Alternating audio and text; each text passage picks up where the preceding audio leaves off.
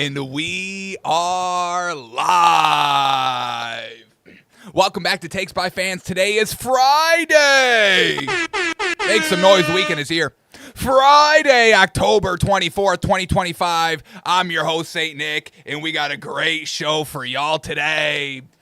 Oh, man. Well, we're into it now, folks. The weekend is here.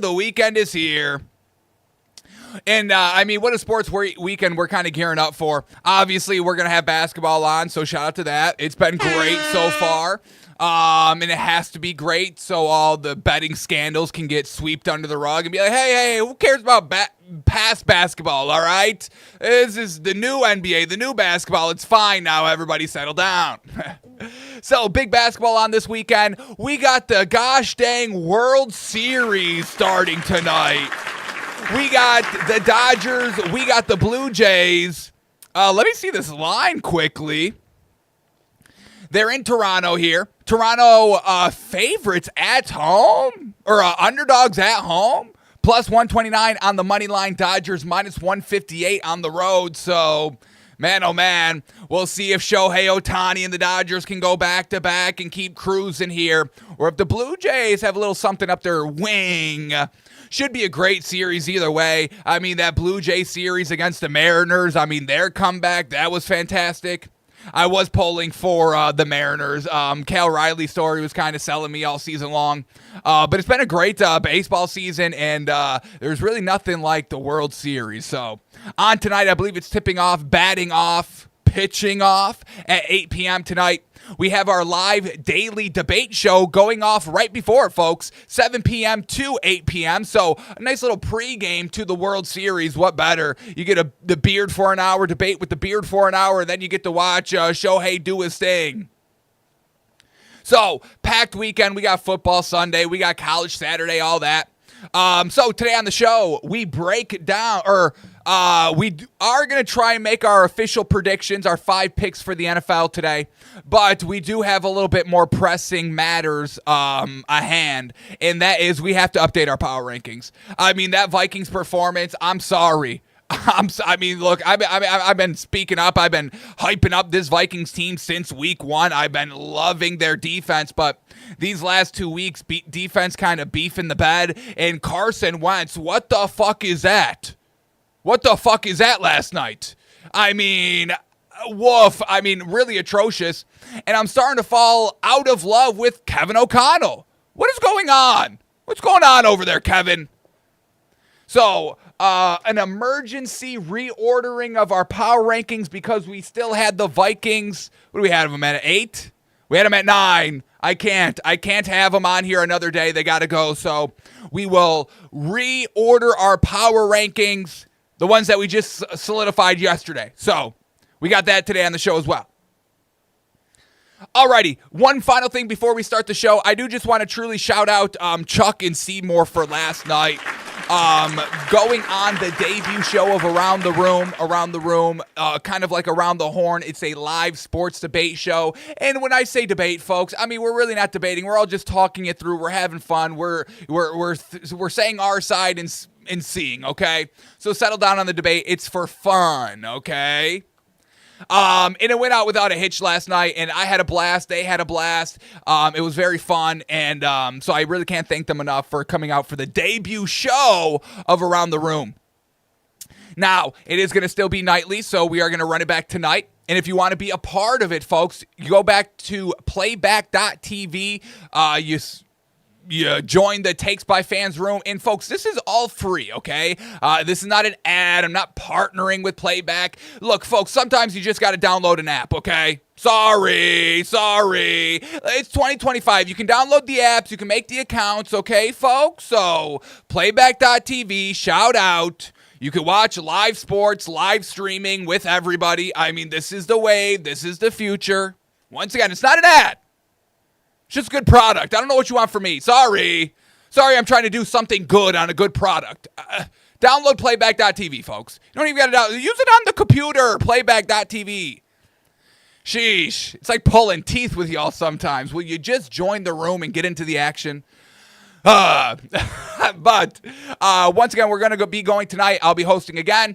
So if you are interested in joining, DM me on any platform that you watch me, that you can get a hold of me, and I'll get you into the show, folks, or just be in the room and I'll pluck you from the audience. But you got to be in the room. That's the thing. It's got to be on Playback TV. You got to join the room to do it so I can give you the points so you can be on the feed, okay? Whew. Around the room, folks. It was a blast. If you want to see what it's all about, it's uploaded on my YouTube channel, Takes by Fans. Once again, I had a blast. I think it's great, and, we'll see if it catches on. I think it should, but who am I? Who am I? I'm nobody. Y'all say I'm nobody. You won't join the Playback.TV Takes by Fans room, okay? All right, let's digress on all this. I appreciate y'all still, and I love y'all still. All right, so Playback.TV, folks, okay? All right, so let's start the dang show. We got a couple of stories we got to touch upon, and we got an update on that big old mafia story that dropped yesterday. So let's start here. We'll start in the basketball side of things, and then shift gears to the NFL. But a little update here. The big breaking news yesterday, the FBI coming down hard on some former NBA players, current NBA players, current NBA coaches for allegedly, potentially giving inside information on games and players, player availability, potentially, allegedly throwing games, going under, bet my under props. I'm telling y'all, I'm gonna leave. I'm gonna leave in the first quarter with a foot injury, allegedly, potentially. And it's just so funny. I know we still have to say allegedly, potentially, but like when the FBI is making arrests and they've got cases, I mean, they've got they have a little crumb of, hey, what's going on here? So yes, allegedly, yes, potentially, but it's not looking good. I'll tell you. But we have a little bit more information here, folks, and potentially the house of cards all comes down. But let's review some information here. Details of the rigged poker games have been coming out that Chauncey Billups and Damon Jones were involved in.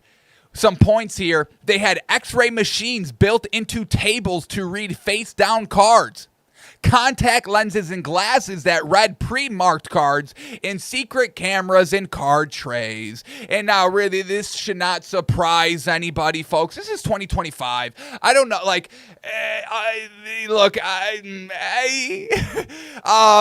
there's a lot more technology that's out there than we're privy to. It's 2025, folks. I mean, spy equipment, spy gear, covert gear, operations, cameras, spying devices, folks, look, technology is crazy. I'm telling you, there's anti-gravity out there, okay? That's how far advanced technology truly is. There's anti-gravity crafts, okay, that we've created. We know the technology. All right, I'll digress, but we got to expand our thinking. It's 2025. Technology, it advances exponentially, and we've got about 30 years of what we've been shown, okay? Let me digress on all that, okay? But that's what we've got. Chauncey Billups and these mafia potentially members rigging these games using all this technology. I mean, they're even scanning. I mean, if you're in the sports card world, using kind of those X-ray machines and scanning for cards. I mean, everything's a scam, folks. If you're paying for anything, there's a scam involved somewhere down the supply chain, okay? So, Chauncey Billups, folks, not good. But one thing that I think is getting swept under the rug here, and if it's true and if it comes to light, it could truly bring down the entire NBA, honestly. Because one thing that's going under the rug here is that kind of Laker connection a little bit. And how deep does that Laker connection truly run? We read from the FBI that there was kind of 4 teams that they saw kind of suspicious betting activity on. And the 3 the teams, it was like the Raptors, we know. It was the Hornets, which we know. There was one other team I'm forgetting, but it made sense in the grand scheme of things. But then there was also the Lakers involved. And that's where everything can get a little dicey, because in the investigation, we do have this. So let's go over this, folks. I'm not saying you know who I'm talking about when I say Lakers. I'm not even going to say the name. Allegedly, potentially not even tied to this. Allegedly, maybe not even, okay? But when I say the Lakers and the big profile player, you know who we're talking about. So we get this on kind of the indictment in the investigation.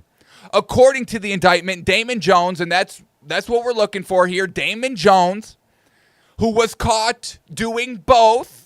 We know Terry Rozier was potentially rigging games. We knew Chauncey Billups was potentially doing the alleged gambling, fake gambling, and then Damon Jones was a part of kind of the both, the rigging the games, insider information, and the poker games, once again, both allegedly.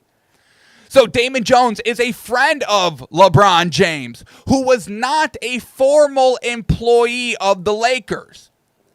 Sold or tried to profit from non-public information so that others could bet on it, including alleged co-conspirators Eric Ernest and Marv's Fairley.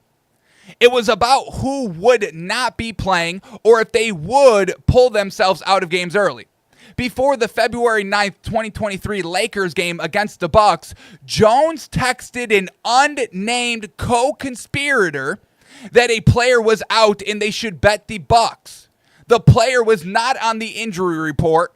He also gave information on the 2023-2024 Lakers, including player 4, who the DOJ said was one of the Lakers' best players that season. Now, we don't know who player 4 is. It's an unnamed.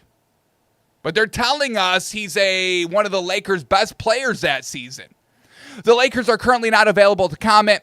Team and league sources said that Damon Jones wasn't an employee of the Lakers at the time of the allegations. He was allowed to be in restricted spaces such as planes and locker rooms as he worked with LeBron James. So this whole LA connection, LeBron James, Damon Jones being friends, being buddy-buddy with LeBron James.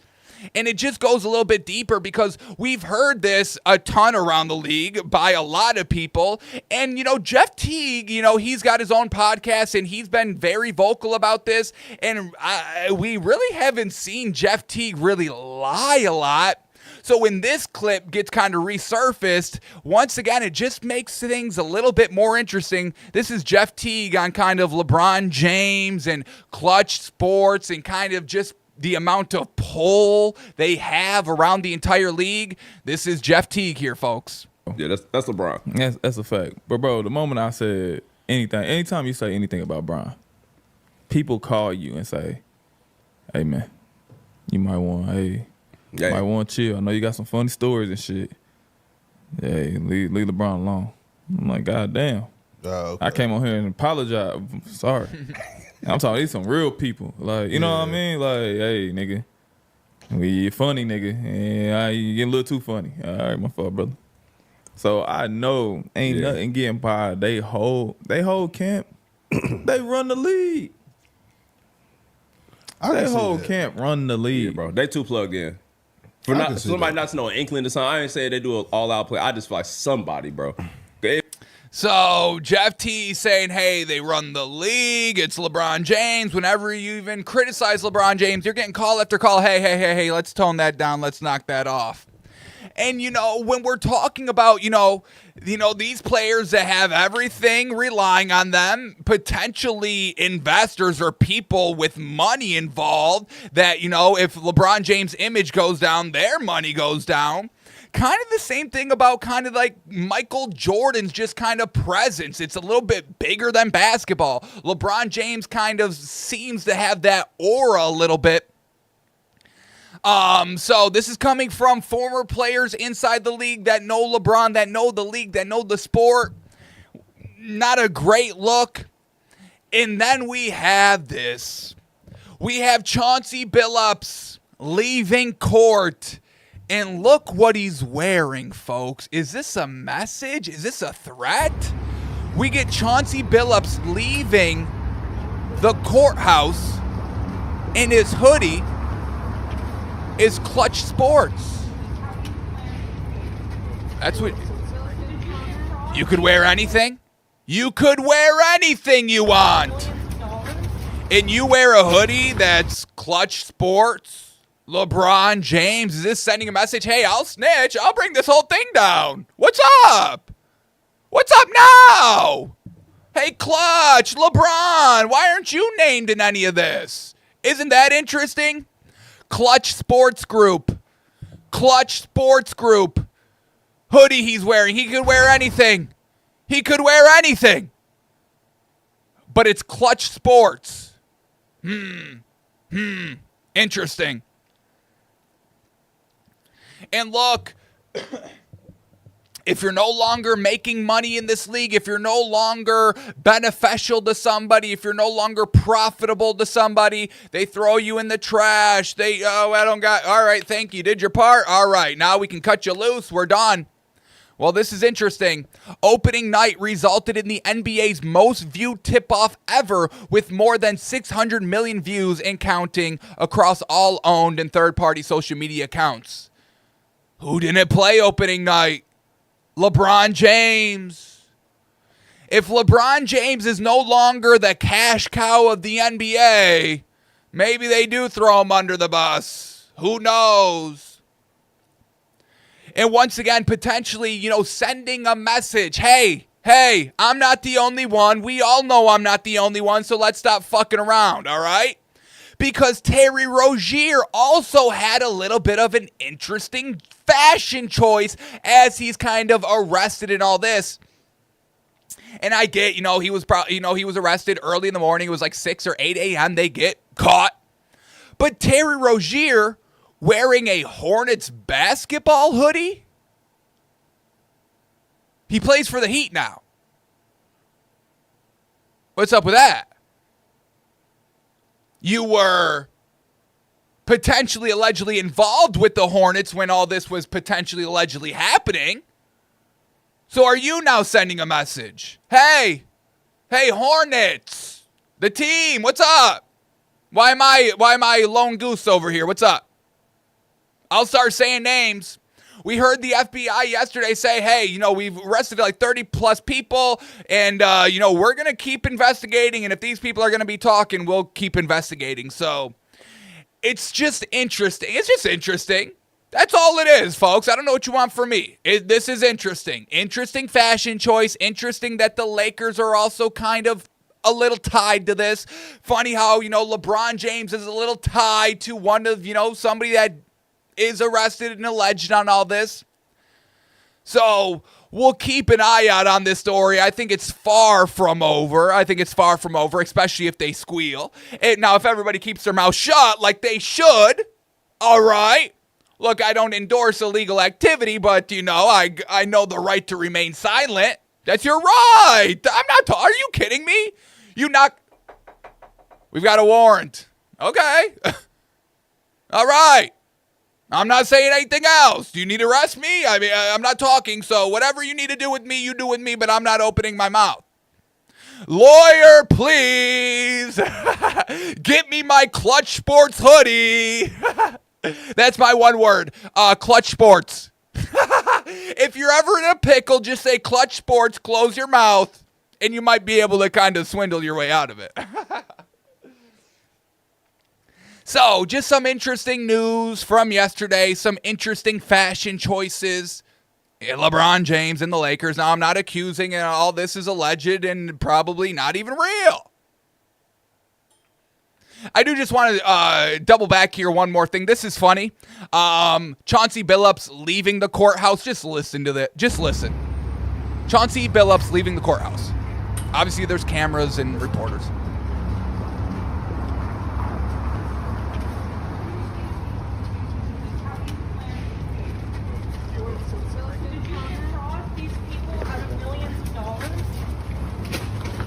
Did you hear that? Now, there's about I'll say there's maybe 15, 20 people here. Reporters, cameras, phones, microphones. None of them are really saying anything. They're all just getting the shot.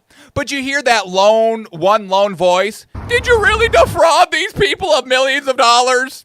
Hey, settle down, okay? All right. This is not time for interviews, okay? Settle down. Here it comes.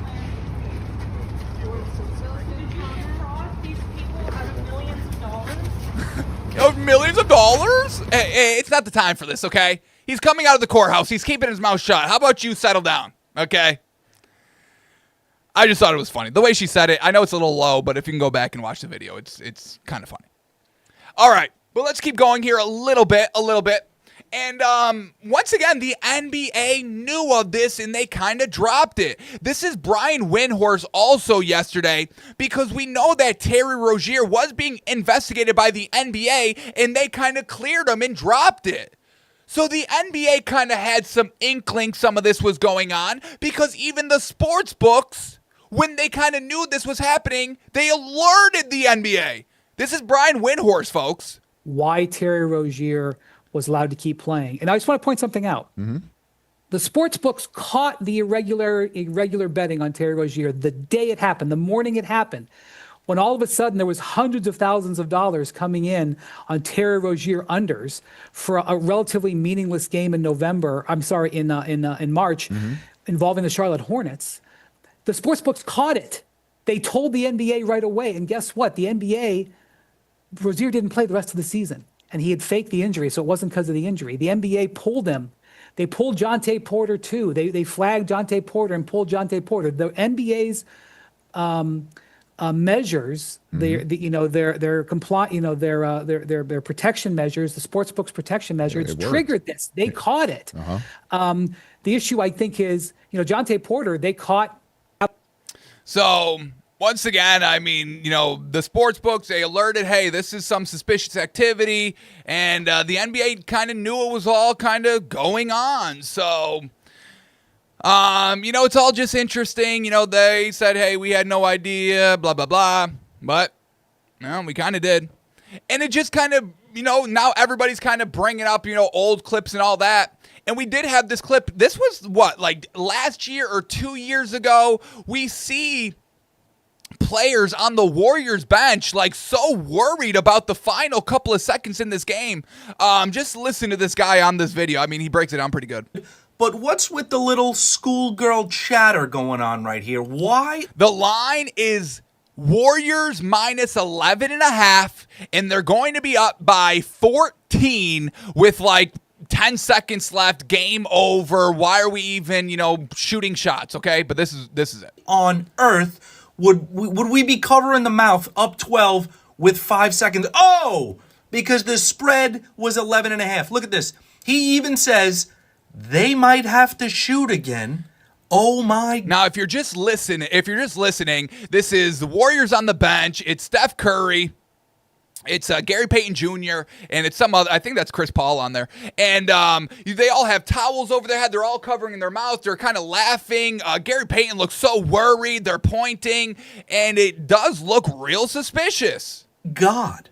And there's only one reason, Steph Curry, you cover your face up 12, because you're gambling, okay? So here we go. Second free throw, going to put him up 14 points, and all we have to pray for is no threes. No threes, and they cover. Left.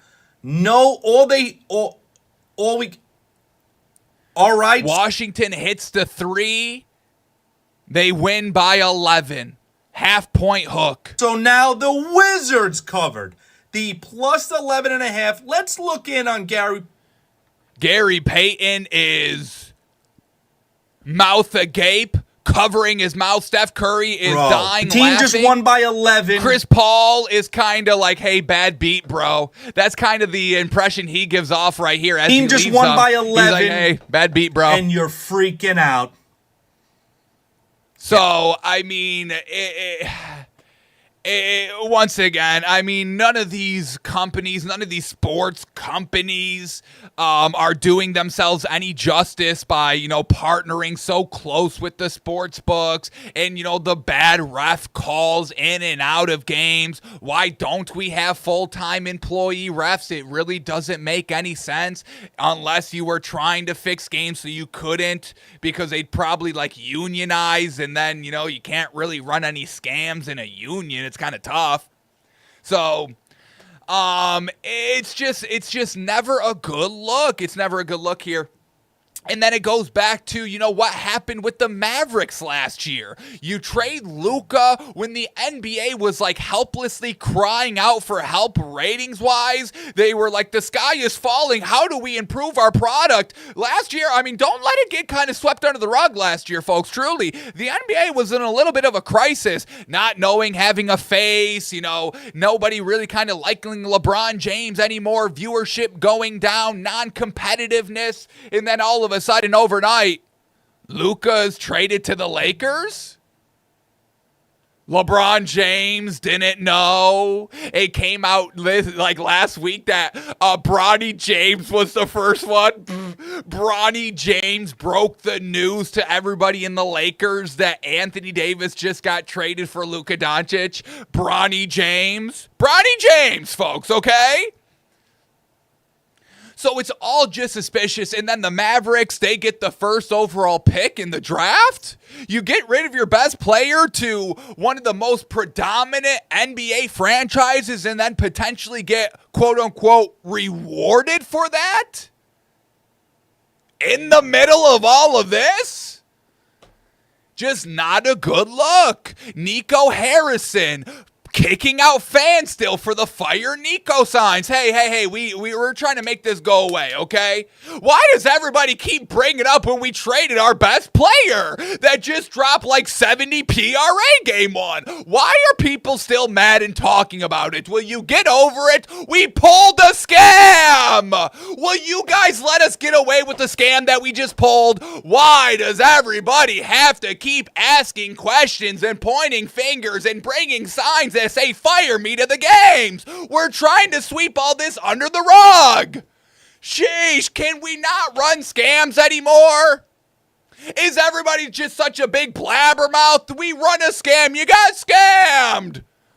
Everybody's scamming, but you're getting me for the scam now. It's all just so tiresome, folks. I'm telling y'all, everybody with their scams. It goes high up, folks. We're talking mob ties. We're talking Terry Rozier with the mafia, folks. Things run deep. We don't even know these people, to be honest. And look, now that I look, and once again, allegedly, potentially, but now that I look at it, everybody was kind of saying, I can kind of see Chauncey Billups kind of being like a little mob boss. I can kind of see it now. So, a lot of mob ties. Shout out to Drake. Mob Ties, great song. Mob Ties, for all guys. What a time to be alive. La Costa Nostra, Shady Dealings, Racketeering. Shout out to, his raps, they kind of go hard, and the more you listen, I never really knew La Costa Nostra was a mafia until yesterday, and, I knew the Drake lyric, but I didn't know what it meant, and, you just keep, you keep living, and everything just kind of starts to connect. It's interesting. Do we got to move on here, folks? What are we even talking about now? I'm trying to dance around some things here, folks, okay? I'm not trying to have the mob come after me, okay? I already blew the whistle on anti-gravitational propulsion. All right, let's keep going. What else we got here? So the Mavericks trade. All right, I think we're done. On all that. All right, one more thing right here. We had Rick Carlisle yesterday. He was very upset with the refs, and this is what he said. Disappointed, but proud. Were you given an explanation for your no timeout or the one that Winobi caught the steal, both of those plays at any point in the game? I'm not talking about the refs. If I talk about the refs, I'll get fined an exorbitant amount of money.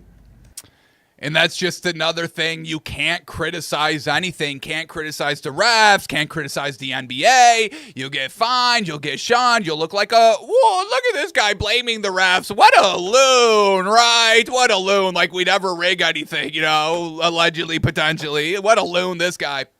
So, who can't you talk about, folks? Kind of tells you a lot, right? You think the Mafia is just going to let you slander their name? Oh, no. So Rick Carlisle saying, I'm not talking about the refs. If I talk about the refs, I'll be fined an exorbitant amount of money. Kind of sounds like, a little organized crime,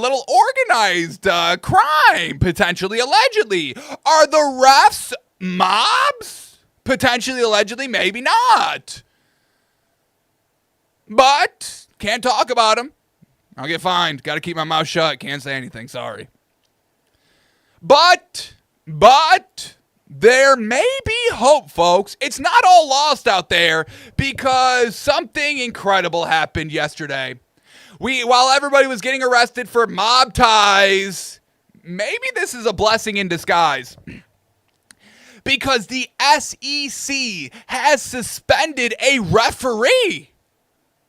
Yeah! This is the right direction! Refs should be held accountable! Refs should be having to go, maybe not to, a hungry, ravaged fan base at the podium after every game, but, they probably should have a debriefing with probably like a head official and get a lot of things on the record. These refs need to be held accountable, honestly, truly. And we're starting to get it a little bit here. SEC has suspended referee Ken Williamson for the remainder of the season after 2 controversial calls in Georgia's win over Auburn. Williamson had told SEC officials prior to the season that he planned to retire at the end of the year. So he was starting to phone it in a little bit potentially, and they just cut him loose. Now, this is fantastic. This is definitely what was needed. And you probably should have let him go before the season starts. If you got somebody that says, hey, I'm going to quit next year, I'm going to retire next year, they're going to quiet quit like this guy is doing right now. So you probably should have nipped it in the bud. At that point, when he opened his mouth, say, hey, this is my last year. All right, well, you know what? Actually, it's not. You're done now, but we appreciate you. And this is kind of their a little statement here. Veteran SEC official Ken Williamson has been permanently suspended from officiating conference games. The decision to remove the longtime referee comes in the immediate wake of an SEC review of 11 complaints against Williamson and his crew during the Auburn-Georgia game earlier this month. According to the source, 9 of those complaints were validated by conference officials. So, woof. Yellowhammer's News request for comments. No. But once again, this is great. There was 11 complaints in one game. 9 of them valid. 2 of them, maybe. So being held accountable, this is just a step in the right direction. If we're going to get away from mob ties in sports, because look, once again, potentially, allegedly, I'm not accusing, but I'm saying, is the NFL bigger than the NBA? Yes. Globally, maybe not. But overall, the NFL is bigger than the NBA. Is the NFL squeaky clean? Can it be? I would probably assume not. But once again, allegedly, potentially, I'm not accusing, okay? This is all for entertainment purposes only, okay? But if this is going on in the NBA, with players like Terry Rozier and Chauncey Billups, I would assume maybe some things, maybe they're not happening, but there was attempts of those some same things in the NFL. Once again, not saying it, not accusing, but it'd be interesting. This is a bigger sport. Is it happening here as well? So this could be the perfect time. Let's all come out clean. Let's all take responsibility so the rest of us can move on. I mean, look, not accepting responsibility, it's a little greedy. You're holding back everybody else. You're jamming up civilization because you don't want to be held accountable for the illegal things you did. Because you broke the rules. You don't want to suffer the consequences, so you hold the entire civilization back. I don't like that. How about we admit mistake? We potentially step down if the crimes are so egregious, and we can all move on with the great sport and great competition. I'll let you know, folks, nothing lasts forever. And, the state of America right now, and just in civilization in general, in history and patterns, we're a little overdue for a little collapse. Rome, did we ever think Rome would collapse? Got a little bit too big. Got a lot of people not taking accountability in Rome. So, I digress. I just want fair sports and fair competition. Sue me. Sue me that, I really think competition matters in society and kind of human evolution. It's kind of what we're built on. Getting better as a species. Competition. Sorry, I want that to be good. Sorry, that's the one thing I don't want tainted. Sorry. So let's move on. We get the official suspended. Good. I'm done with the dog. We talked about the dog yesterday on Around the Horn. But, this guy's just everywhere, and it's not going to stop. So I got to stop because I'm driving myself crazy. Shout out the dog, but it's a little bit enough. Look at all these cameras following the dog around. I'm going to get a dog. I'm going to get a dog so then I can finally become famous and get in the spotlight that I truly deserve, okay? I'm getting a dog. You'll see him tomorrow. And Shams, shame on Shams, real quick. I ate up Michael Jordan, loved the documentary, loved that kind of 3-minute interview, loved him saying, hey, I was nervous shooting that free throw, years later. We saw the video, we heard the story, it all lines up, and it is true, and it is factual. But yesterday, Shams went on the Pat McAfee show and was kind of calling it out as a lie. This is quickly. This was Shams was saying, trying to tarnish Michael Jordan's reputation. What? Your dream shattered, but you still get to experience the Michael Jordan, mentality, the aura that is MJ. But I enjoyed watching that. I think it was like a 3-minute interview. I believe half of it was talking about when he went to the the Ryder Cup owner's home, and he got challenged to shoot a free throw. He said it was like years ago or something. Okay. I know Brandon Miller was drafted by the Hornets in 2022 in high in the lottery. I think it was the number 2 pick in Charlotte. He told a story at the time that he was shooting free throws with Michael Jordan, and he was trash talking Michael Jordan. So that was 3 years ago. So we do know that. We do know, I don't know how long ago this was, but at least 3 years. Yeah, so kind of really calling out Michael Jordan as a liar, like, you haven't shot a free throw in years. You were just shooting free throws with your rookie pick 3 years ago. Okay, well, Michael Jordan also said this was years ago. Years. So 3 years compared to years, there's a lot of potential, time between those. So Shams, what is this move? I don't get this. I don't get what Shams is doing here, trying to tarnish Michael Jordan. What's up with that? Isn't everybody supposed to be on Michael Jordan's side? Just kind of caught me off guard. What's the plan here? Calling Michael Jordan a liar after we have the video evidence. Interesting. Alrighty, but let's move on. That's enough basketball talk today, sheesh. Taking up most of the show here. We got some stuff to get to. We got games to cover. Sheesh. You know me, folks. I apologize. We just go and we go here on the show. So much stuff to talk about. Can't get to it all, but we try. Here we go. Let's shift gears to the NFL here.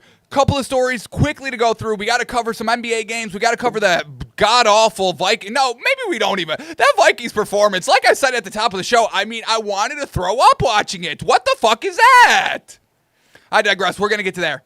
But here we go. Quickly. This threw me completely for a loop. Bengals team captain, linebacker Logan Wilson has requested a trade?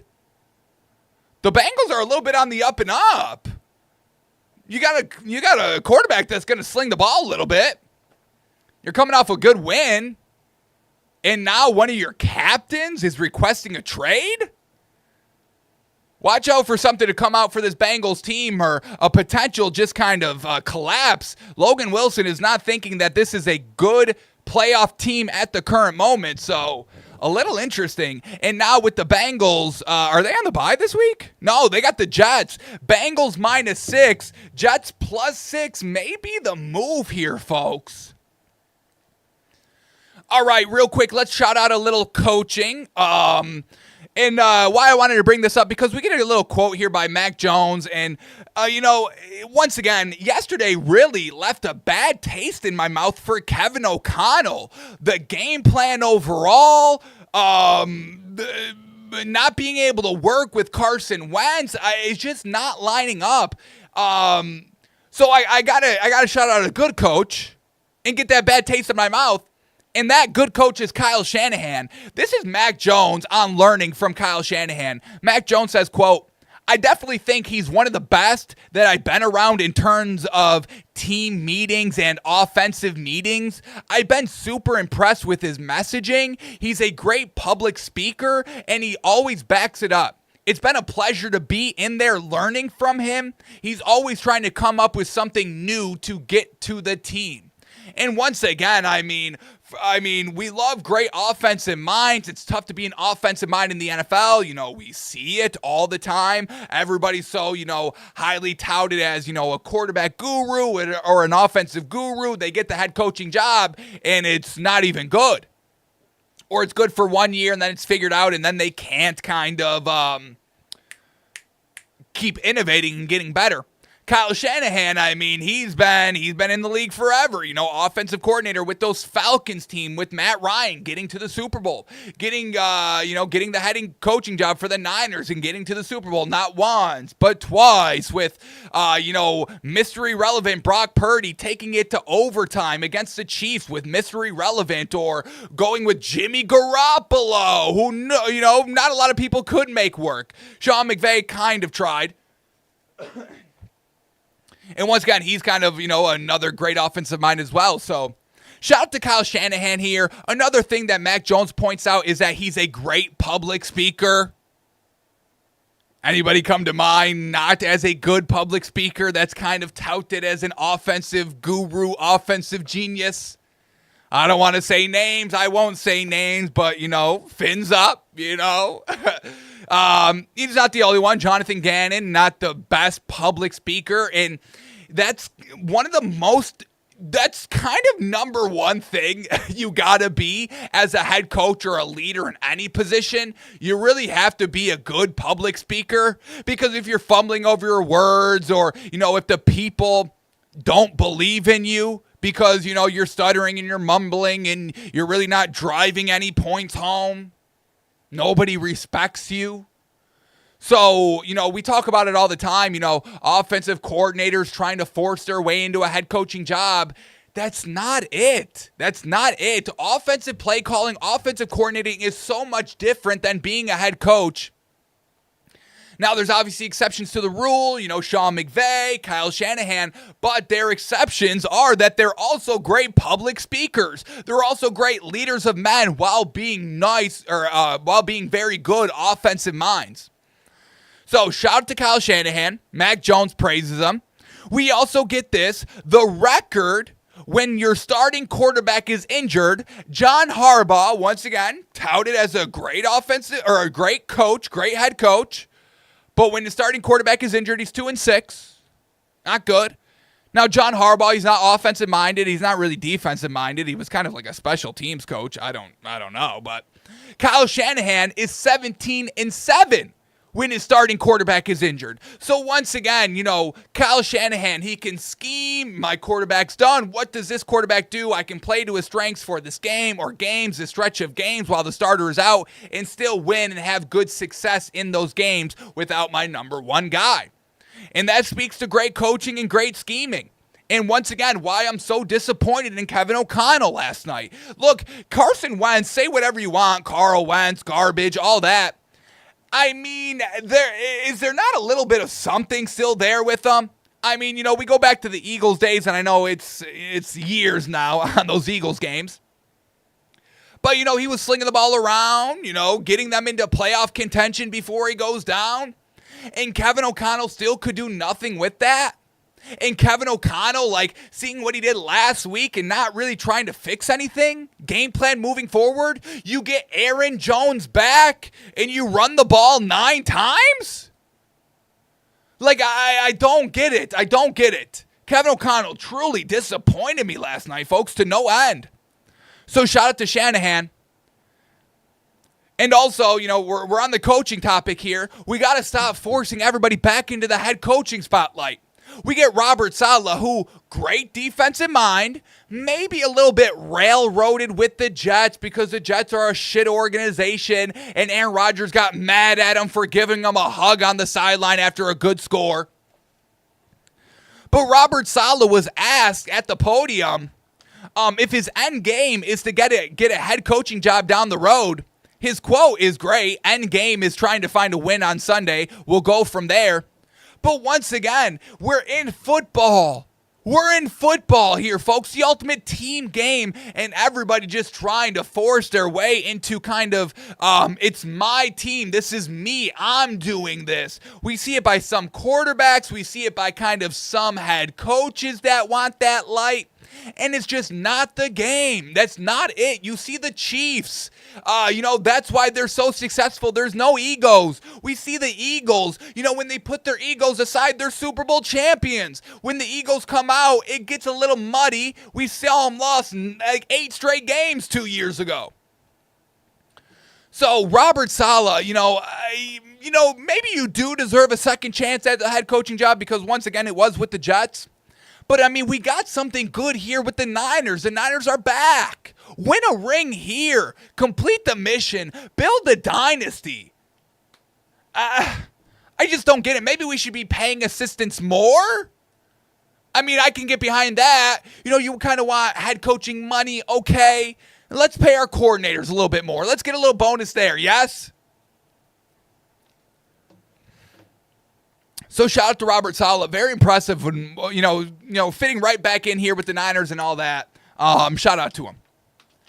All right, one more coach to shout out here is Liam Cohn. Liam Cohn, another great coach that we love here. And we love coaches, the offensive coaches, these offensive coordinators as coaches. Liam Cohen is still calling the plays out here. Sean McVay is still calling plays out here, but they can look internally and be like, hey, that was not a good call. We heard it from Sean McVay, 3 weeks ago? Hey, that was a real shit call on 4th and 1. I take full responsibility for us losing that game. He fixes it the next week. They go for it multiple times on 4th down. They get it. They win the game. They beat the Ravens. We get Liam Cohen kind of doing the same thing right here. This is Liam Cohen in a team meeting in front of the entire team. Okay, there's a scramble opportunity on 4th down Trevor and I just talked about. But guys, this is not my best. This is not my best. Any means. This is not. It's not putting you guys in your best position to succeed. I got a little chills listening to that again, but I did not put y'all in the best position to succeed here. I take full responsibility. This was a bad play. This is on me. I will do better. On 4th and 7. I got to pick up the corner instead of linebacker. Then we had one of the players say, hey, coach, that's on me. I called out my own mistake. I could have been blocking down there. And Liam Cohen, and that's what's so great about this, when the leader isn't afraid to say, hey, I made a mistake. This is on me. I apologize. I will do better moving forward. It kind of holds everybody else responsible. And now it kind of helps people also kind of admit, I made the mistake. Because nobody likes to take accountability. We talk about it all the time. So when your leader is doing it, now everybody else is also going to follow suit. Yeah, coach said this was a bad play, but looking back, if I make this block, it probably springs us another 2 yards. We get the 1st down. So, coach, I know you say it's on you, but it's really on me.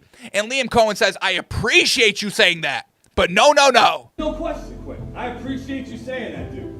I know Trevor thought that as well. There's some scramble ops. I appreciate you saying that, Quinn, but I got to be better in this situation regardless. It's my job. That's my job. I'm going to ask you to do yours. I got to do mine. So, I think he kind of lost the message there at the end of the clip. He's like, I'm not asking you to do your job. I'm asking, me to do mine. Well, everybody needs to do their job. That's kind of football. But Liam Cohen overall, good messaging here. And just like another thing right here, as Liam Cohen is responding to the player that said, hey, I made a mistake, Liam Cohen, was like, hey, I appreciate you saying that. Trevor Lawrence, when we were discussing the film, me and Trevor, we were also kind of thinking that too, but I appreciate you saying that. So just like another thing, it's like, all these people that don't take accountability or don't own up to everything, they all just act like, oh, it never happened. Nobody thinks it. No, we all saw it happen. We know. So own up to it. Let's all move on and let's all be better for it. So absolutely love that here by Liam Cohen in the Jags, and why I just don't want to give up on them. The line needs to get better. But man, oh man. And we do have the Jags here. I'm not going to spend too much time on this. We got 10 minutes left. I do got 2 kind of segments I want to do. Maybe we'll go into this a little bit more in depth tomorrow.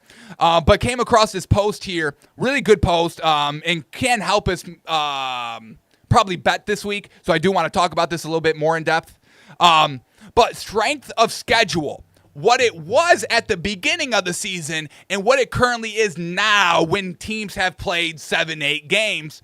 And we see that the Jaguars initially had a very tough schedule, preseason. But now that games are played, the Jags have a pretty easy schedule. The Jags have the 8th easiest schedule heading from here on out.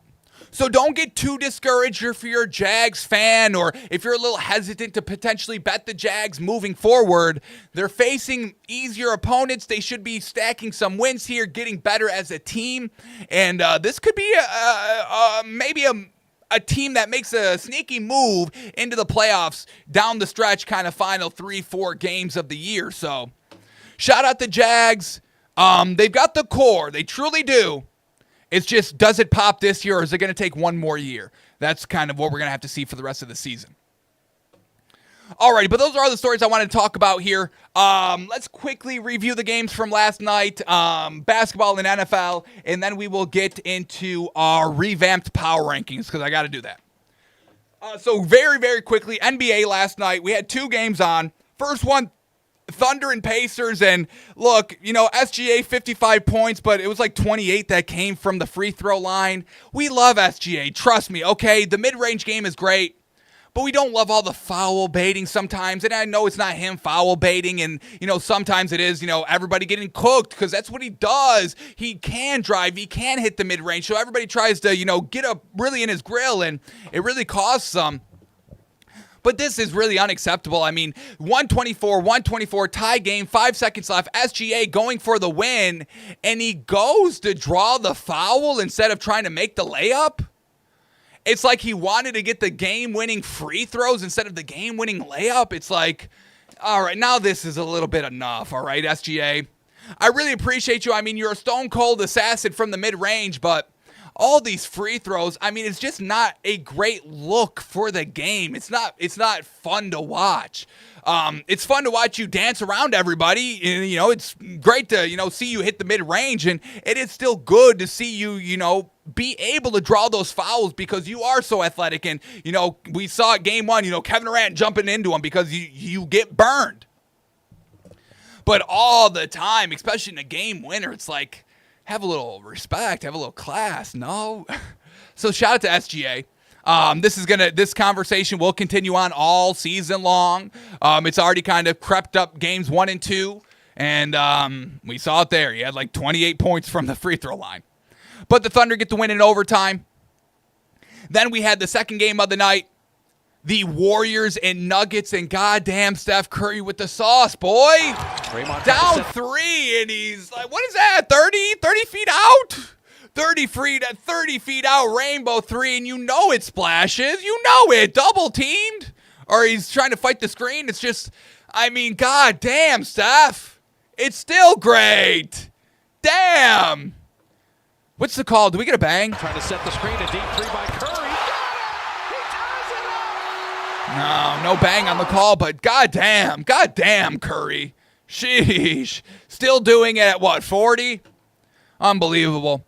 So, good close game. Goes into overtime as well. And the Warriors were able to pull away 137-131 after, I believe, Jimmy Butler kind of an ice game 3 as well. So, Jimmy Butler hitting more threes. We saw that kind of creep up last season. We get Brendan Pajemski, who I don't think had a great game this game.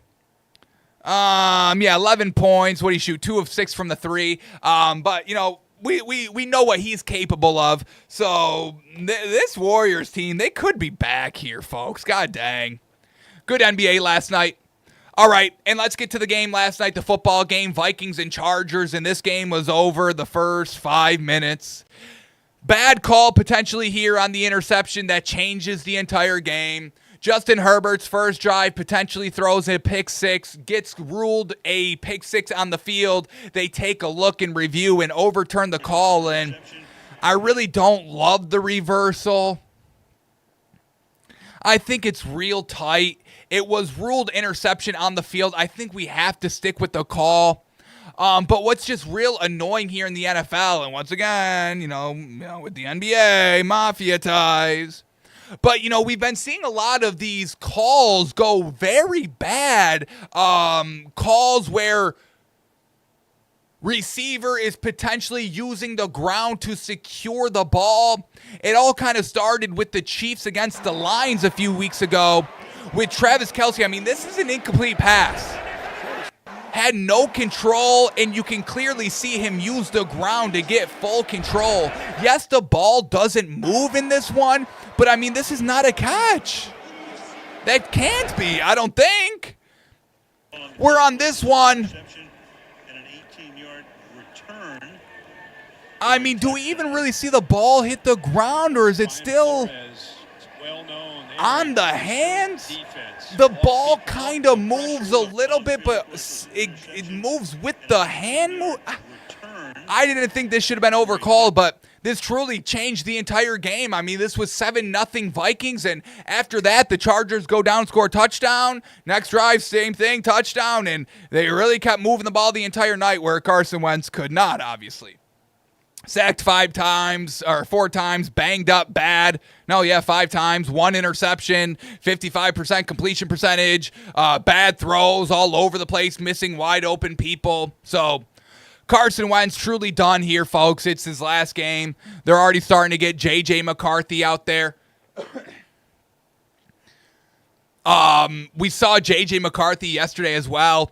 Carson Wentz running to the sideline, running into J.J. McCarthy, and J.J. McCarthy with a bad ankle has to jump over him. Lands good. No tweak, no nothing. So once again, was J.J. McCarthy really injured? That's the thing, because this morning, Adam Schefter, the Vikings appear to be clearing the way for J.J. McCarthy to return as their starting quarterback next week versus Detroit. Now, Kevin O'Connell said that, this was kind of a close call, that J.J. McCarthy maybe could have played this game, but they decided short week. They rest him one more week, but those ankles were looking fine when he was vaulting over Justin Jefferson.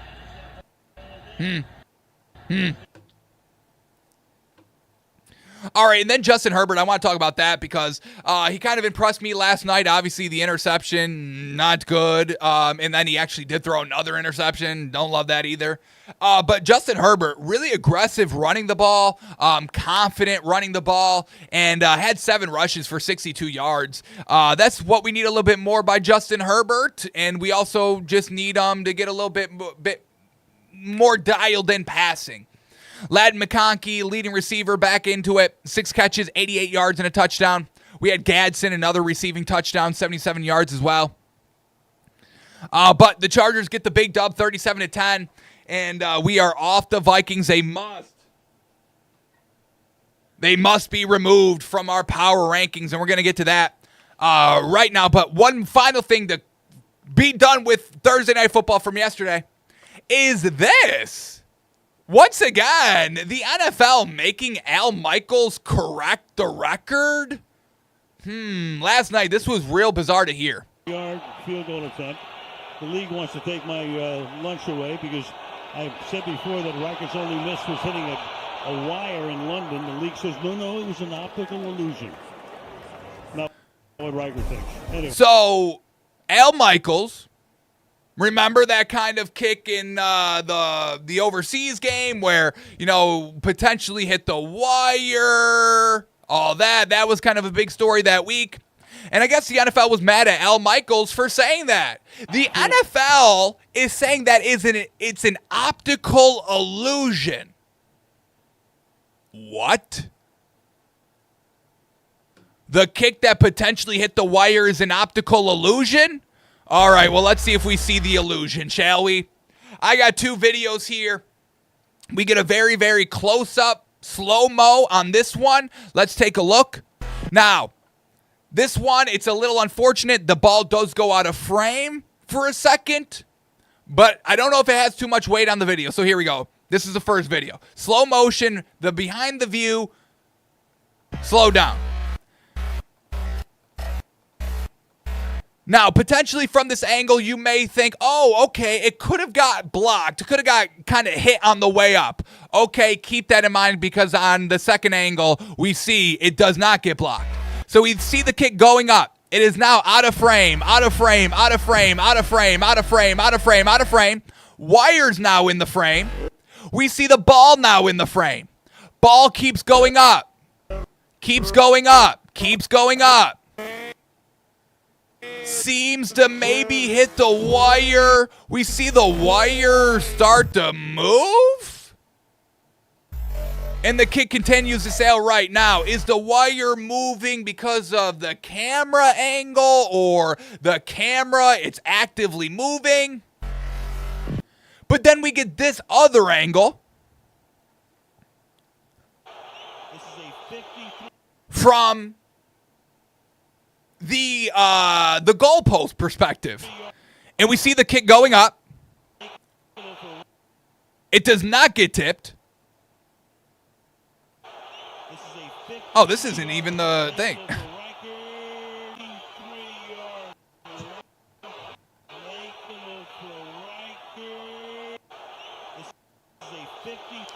This is not the right video.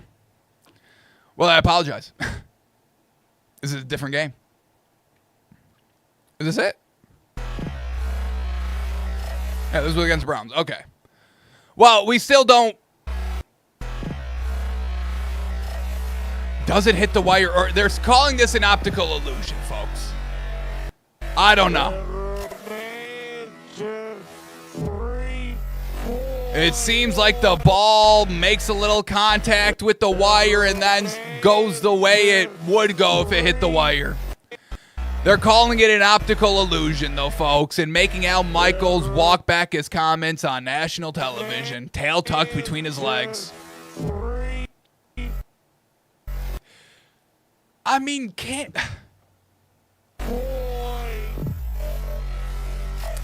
I don't know. It kind of seems like the wire is like behind the goalpost right here, no? Is the wire going through the goalpost?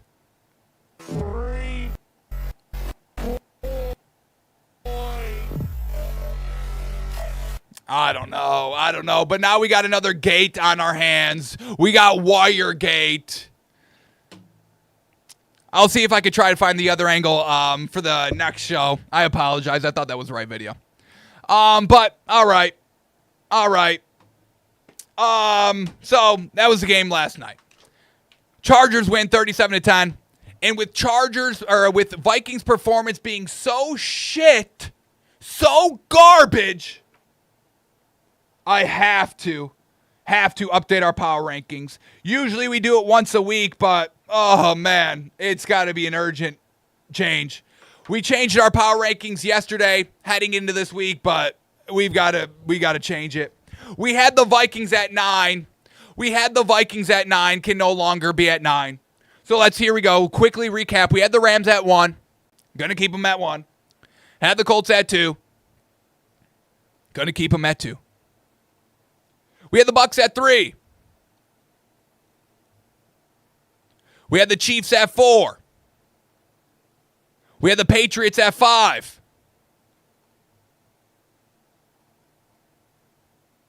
We had the Steelers at 6.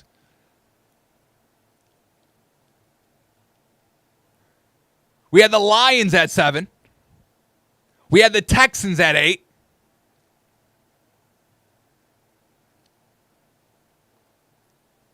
We had the Vikings at 9, and that's where we need to make the switch. So I am going to we had the Cowboys at 10, so let me keep them at 10. We may move them up to 9.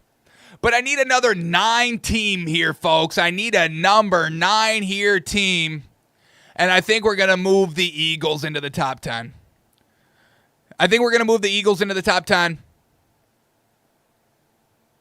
Or do we just put the Chargers? Do we do a fair swap? Just put the Chargers in that spot?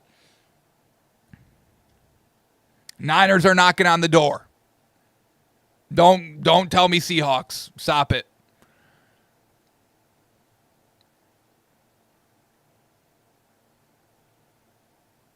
I'm going to give the Eagles a spot. I'm going to move the Cowboys up to 9, and I'm going to give the Eagles 10. We drop out the Vikings. I move up the Cowboys to 9. I put the Eagles at 10. That's how we're going to rock with it heading into the rest of Week 8. And we will once again re-update on Tuesday. But the Vikings, I couldn't with good conscience keep them in the top 10 heading into the week. Their time is done. Alrighty, folks. That is going to do it for us today. I'm going to save the picks for tomorrow. All right, I know. You could boo me. Boo, boo. I'm going to keep the picks a secret another day.